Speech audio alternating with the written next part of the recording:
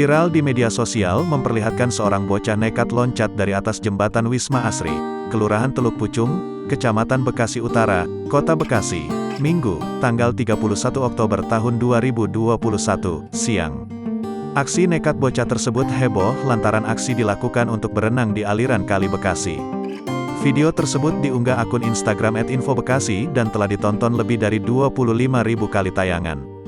Terlihat seorang bocah yang hanya menggunakan celana pendek naik ke atas jembatan biru muda dengan ketinggian 5 meter.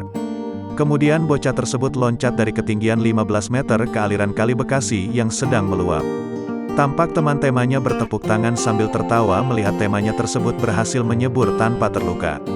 Padahal, kondisi akses jalan perbatasan antara Kota Bekasi dan Kabupaten Bekasi sedang padat, akibat banjir yang terjadi di beberapa wilayah Bekasi.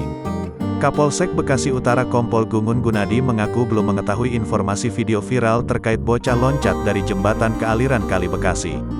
Kita belum mengetahui aksi itu untuk konten atau tidak, tapi kita akan melakukan pengecekan dan penelusuran terkait video viral itu, kata Gungun saat dikonfirmasi.